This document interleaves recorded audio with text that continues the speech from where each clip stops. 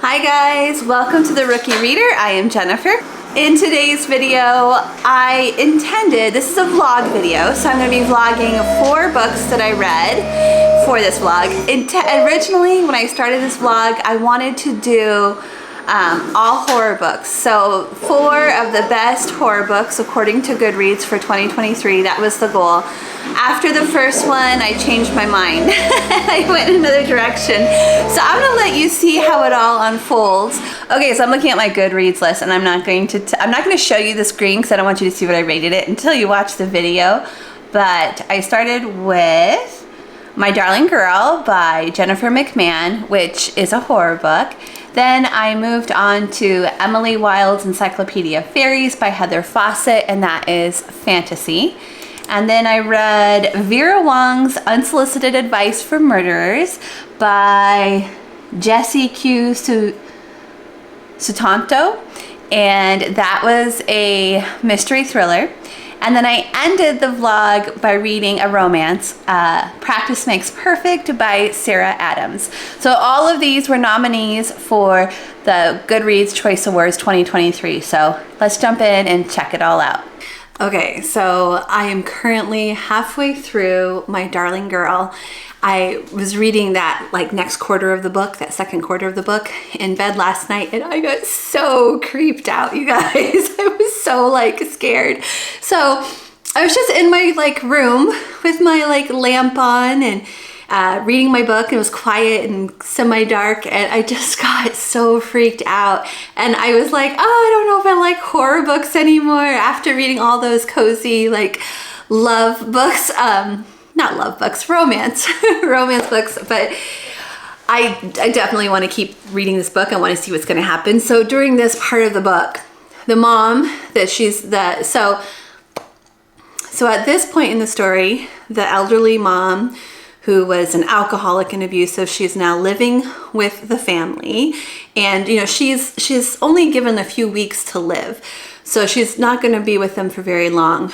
But Allison, the main character of the story, she even though she still hasn't gone into detail about what her mom did to her as a kid, she hasn't even thought in detail about this because she doesn't want to go there. So we know that her mom was abusive, but we don't know exactly what her mom did to her. We know that her mom was an alcoholic, but we don't know really any details about that situation. So we just know the facts and none of the details. And Allison is just so nervous that the mom is going to do something to her family, especially her youngest daughter, who is 6, by the way. So I think she's 8 or 9, she's 6 years old, the youngest daughter. But the mom has come to live with them. They have a medical bed. They have a hospital bed that they've rented in a room for her. They have a room all set up. They have a med schedule. She seems to be getting along really well with the youngest daughter. And the mom is not acting bad. The mom is acting really nice, and it's throwing Allison completely off because she remembers her mom. Well, she has 2 memories of her mom. She remembers when her mom wasn't drinking and she was really nice, and then she has memories of her mom as an alcoholic and then being abusive. So she has these 2 different memories, and she sees her mom being really nice, which just seems out of character for her, because even in recent years when she wasn't drinking anymore, she still wasn't the nicest person. She was still just cutting remarks, just a little bit haughty and not kind. But her mom's being completely different. So her mom has brought this very special stone crystal thing with her. And I think this stone crystal thing, it reminds me of this kid's book. What's that book called? The Wretched Stone by Chris Van Allsburg. If you've ever read that kid's book, it's a pretty creepy kid's book, but it's about a group of sailors who find the stone, and then they become entranced by it, and they completely change who they are, and eventually they get rid of the stone, and then they go back to normal. So I'm wondering if this stone is doing something to the mother. Is it making her a good person, Or is it making her the bad version? Is the mom actually the good version, or is she the bad version? Is the stone making her good, or is the stone making her bad? We don't know. But there's a lot of like suspenseful stuff happening, but nothing like really has happened. Like that's what I kept reminding myself while I was reading last night. I'm like, okay, nothing significant has happened other than Allison is feeling really like paranoid that her mom's gonna like flip and become the mean alcoholic mom that she was before instead of this nice person that she's currently being. And the dog is sensing something because like the dog keeps waking up in the middle of the night and like barking at stuff. So like the dog senses that there's something not quite right. But halfway through the book, that's where we're at. It's very suspense filled, but nothing like really has happened yet. It's just the teasing of that something might happen. That's keeping me like on the edge of my seat. So I'm gonna go ahead, and I have to work right now, so I'm gonna listen to the next part of the book on audio, and I'll update you when I'm about 75% of the way through. Quick update on my darling girl. So I am about 80% of the way through the book at this point, and it's a really good book. I'm enjoying reading it. I've been doing a lot of reading at night in a dark room. Well, I have a lamp, but it's not like pitch black, but you know, it's a dark room at night, and I'm getting totally freaked out by it. And I was thinking, I don't think I can continue on this journey of this vlog concept I had of reading all these horror books. It's just too much for me. So once I finish this book, I'll be reading a different genre. I'm still going to be reading a book from the Goodreads Choice Awards, but yeah, I need to step back from the horror genre for a little bit. Maybe I'll come back to it. I don't know. It's not that it's bad. It's just that it's too intense for me. Which is funny because I love mystery thrillers, which are also intense, but this is just intense in a whole different way, and I need a break. I need a break. When I did the romance vlog, that was super easy to read like all those happy stories right in a row. I had no problem with that. But this too much. There's gonna be too much if I keep going down this road. Okay, so let me tell you where I'm at. Well, let me tell you that I'm not gonna give you any more information of specifics about the book because I don't want to ruin anything for you. I just want you to know that one, I'm enjoying it. Two, I was a little irritated at first because I thought, oh, this is like way too easy to figure out where this is going. But now, at this point, I think we might be headed in a different direction. And I just don't know. I just don't know at this point which way it's going to go. So it'll be interesting to see. When I'm done filming this, I'm gonna go finish it. I'm gonna go read the rest of it. So I have finished My Darling Girl by Jennifer McMahon. And here are my final thoughts. First of all, I hated the ending. And that's all I'm gonna say about that because I don't wanna give anything away, but I hated the ending. This book is getting 3 stars for me. And part of it is because I'm not a fan of this genre. That's what I've decided. I've read several horror books last year, and I honestly didn't like most of them. The only one I liked was Holly by Stephen King, and that actually made it to my top 10. But the parts of his book that I liked didn't involve horror. The horror parts of his book I didn't like. So I think I'm just ready to admit that I am not a fan of the genre, the horror genre. It's just not my thing. I felt so uncomfortable reading this book. It just wasn't a good time. So I am ready for a good time. I am going to be trying a fantasy book next. And the one I have decided to go with actually came in 4th place for fantasy for 2023. I picked it because it's the one that sounded the most interesting to me. And also I've heard a lot of people talk about this book, and it just sounds like people are liking it, like a large variety of people are liking it. So the book I'm gonna read next is called Emily Wilde's Encyclopaedia of Faeries, and the author is Heather Fawcett. So let's just jump in. Fingers crossed, I like it. I'm not sure how I feel about fantasies. I really liked Fourth Wing, which I read last year, but that was a romantasy. So let's see how I feel about this fantasy book. I almost don't want to make this update on the book. Okay, so I'm reading the Encyclopaedia of Faeries, or Emily Wilde's The Encyclopaedia of Faeries, and Emily Wilde is the character who's writing this encyclopedia. She is a professor at Cambridge. And guys, I really don't understand what's happening. I'm going to try to summarize what's happened so far. I'm a quarter of the way through the book. I'm bored out of my mind. I can't picture this world where fairies exist. I can't picture the fairies in my mind. Like, I'm really, really struggling. This is why I don't normally like fantasies, because I can't make the picture in my head. I need like a point of reference to in the real world to do this. Anyways, so I'm going to try. From what I can understand so far, she is a professor at Cambridge. She's writing an encyclopedia about fairies, something that has never been done before in her world, but fairies exist in her world. And there are different fairies based on different locations.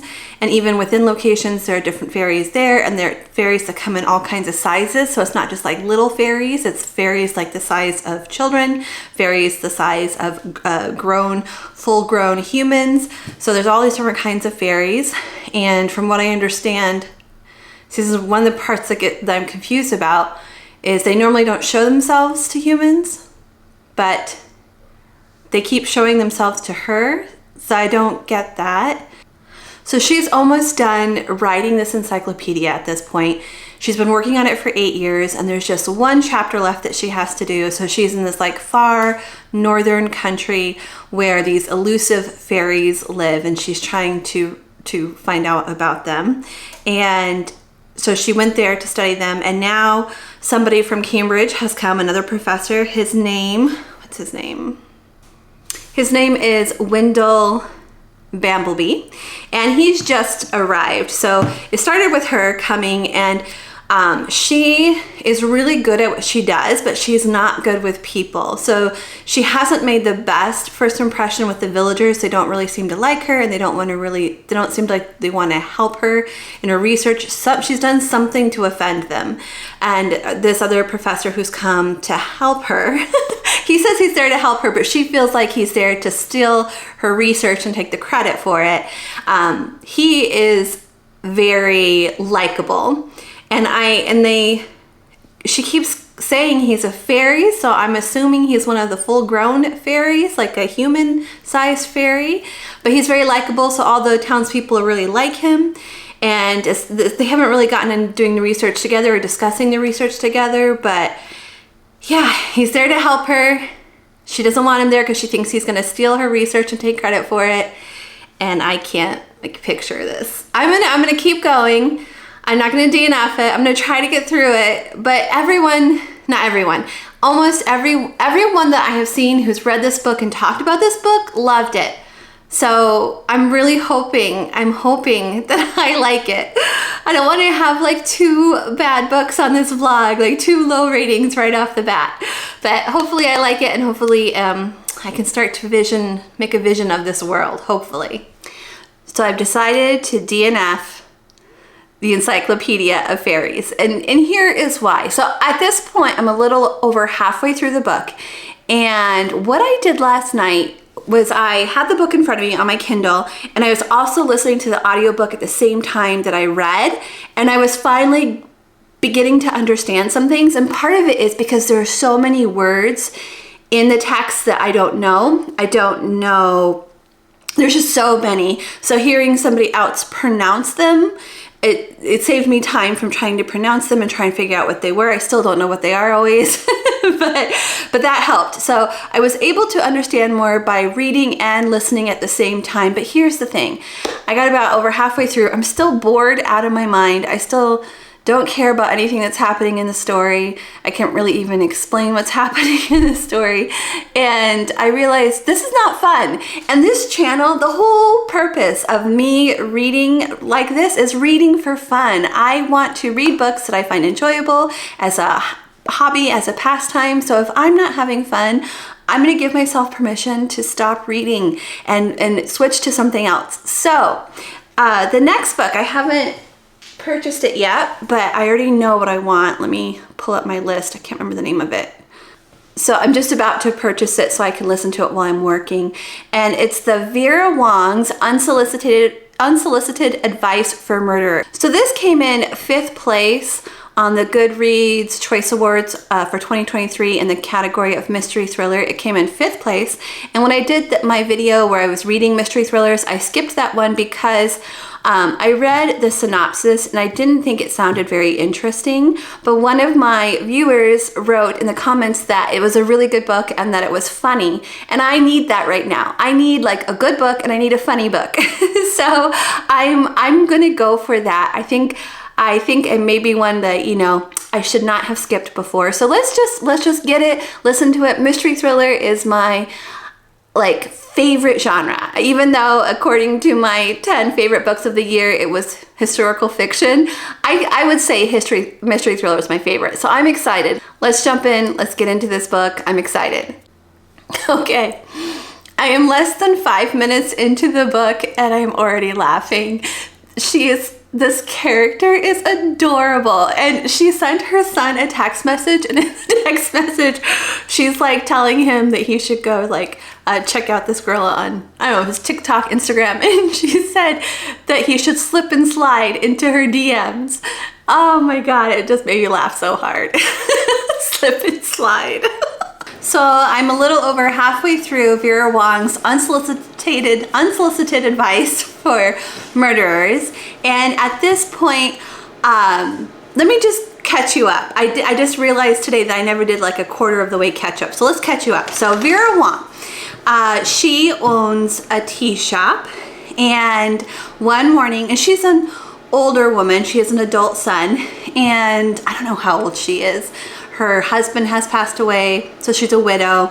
She has an adult son. So my guess is 60s, 70s, somewhere in that time frame.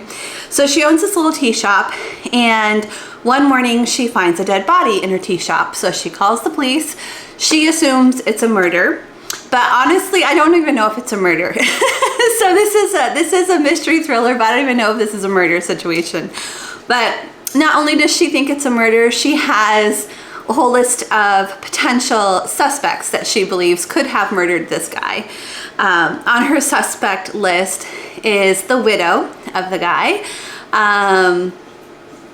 2 different people pretending to be reporters. One is pretending to be a reporter for a vlog, no, not a vlog, a podcast, and another one is pretending to be a reporter for an online newspaper, and I can't remember the name of it right now.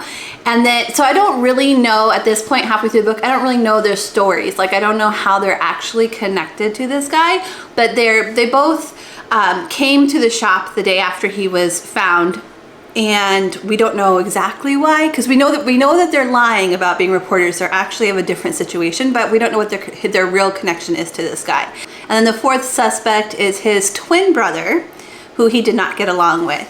So she has brought like all of these characters into her sphere, all these suspects into her sphere, and she's just like very bossy and pushy.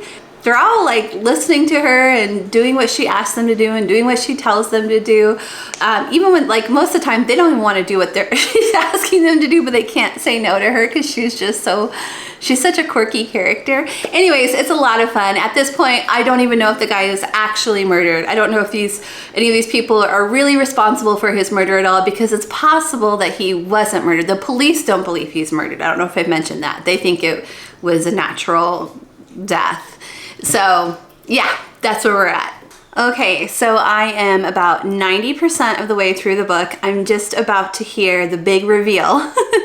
All the characters are gathered in one place in a Sherlock Holmes kind of scenario, and they're about to reveal everything. So I wanted to do a quick recording before they do that.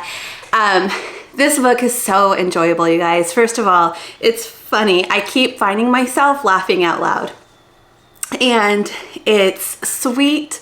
I mean, I know there's a murder situation, so it's kind of weird. Well, actually, we don't need, at this point, honestly, I don't even know if there's really a murder. Maybe he wasn't murdered.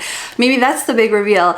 I have no idea if it is a murder. I have no idea which character is responsible at this point. And what else? I love all the characters, and I love how they make each other's lives better. It's like a found family kind of situation happening, and it's so sweet, and I'm loving it. Anyways, I'm gonna go find out who committed the murder. So I just finished Vera Wong's Unsolicited Advice for Murderers by Jessie Q. Sutanto, and it is 5 stars. That last bit of the book was so good. I'm not going to give anything away. I just want to say one thing. There was one point where I started to tear up and I was like, okay, that was unexpected. I didn't expect to tear up while listening to this book. So the next book I'm going to read, the next and final book for this vlog, is I'm going to go with a romance book. Ever since I finished my romance vlog, I've been wanting to read more romance. So I'm going to read another one. So this is called Practice Makes Perfect. It's by Sarah Adams. And apparently it's book 2 of a two-book series called When in Rome. I did not know that when I first started this book, but it seems to me so far, I've read 25% of it. I started it last night, and it seems to me to be like a standalone. Like it's just gonna be just fine on its own. So let me tell you about what I've read so far. Okay, so this story is about a lady named Annie Walker, and she owns a flower shop in a small town, and she is on a quest to get married. She's at a point in her life where she wants to get married, have kids, start a family, do the whole bit. But the hang up is she feels like she's really awkward. Like she feels like she's a terrible dater and that she turns men off. She doesn't know how to have conversations with them. She doesn't think she's attractive or interesting. So that's her. And her brother's fiance is like a famous singer, and she has a bodyguard who's coming for the wedding to help them get ready for the wedding. I think the first book in the series was probably the love story between the brother and this famous singer. That would be my guess. And she's asked her bodyguard, who I guess is like known as a serial dater, like this world-renowned dater. He doesn't settle down, but he dates a lot of beautiful women. The famous singer is asking him to teach her new sister-in-law how to be good at dating. So that's where we are at this point, and it's funny because like she is attracted to the bodyguard, and the bodyguard is attracted to her. So they're attracted to each other, but they're not letting each other know this. But they both also think they're not what the other person's looking for. He doesn't want a serious relationship.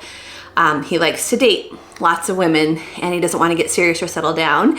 And she knows this about him, and she wants to get serious and settle down. So they're going to do this practice dating sessions, I'm thinking. Like he's going to teach her how to be a good date so that she can find a husband, but it's already obvious that like they're totally into each other at this point. And so far it's really cute and I'm really liking it. So I'm just under halfway through Practice Makes Perfect. I've been listening it to an audio as I work, and I have to say I'm not a fan of the audiobook. I like reading it myself, but hearing it on audio, I'm finding it really annoying. The voice actress, there's 2 voice actors. There's someone doing the female part and someone doing the male part. And the female part, she's making her sound like she's a woman who's like trying to talk in a little girl voice, and it's really annoying. And it makes her sound like she's trying to play stupid. It's like she's not as smart as she actually is. That's like one of my biggest pet peeves. I don't like it when women in books are not as smart or act not as smart as they actually are. So that's really annoying. But when I was reading the book myself, I didn't get the feeling like she was trying to make herself seem less smart than she actually was when I was reading it myself. It's just the way that the actress is doing the voice. So just a heads up, it's something I've discovered. Sometimes the audiobook the voice actors ruin the book just because they're the way they do it. So I am gonna stop listening to it now, and I think I'm just gonna read the rest of the book so I can get a really good feel for it versus me being annoyed with the voice actress. Okay, so I have finished Practice Makes Perfect by Sarah Adams, and here are my final thoughts on the book. First of all, reading it was a much better experience for me rather than listening to it as an audiobook. So reading it, I really enjoyed it. I felt like it was cozy and feel-good book, and like predictable, but in a good way. Like I felt pretty relaxed. I didn't feel too stressed reading it because I know like the way romance books tend to go now. Now that I've read a few, but I actually liked that, and I felt like it was a good like transitional book. Like if I had read that after My Darling Girl, I think it would have been really good. Like because My Darling Girl like tore at my heart so much, it would have been good to read this one right after, just to like palate cleanse that. But I'm going to give this 3 stars, and the reason why is because it's just, you know, the writing is pretty simple. It was a feel-good, easy read, but nothing in depth, nothing compared to my 4 and 5-star reads. So on my scale, it's a 3. There's just still a good rating. It's just a feel-good, easy-going book. Yeah. So in my next vlog, I am going to be reading 4 new releases. I'll give you a little sneak peek of what you can expect there. So I hope you'll come back and join me. That will be up in a couple weeks. It'll probably take me a couple weeks to get through these books. So I hope you'll come back then, and I will see you next time. Bye, everyone.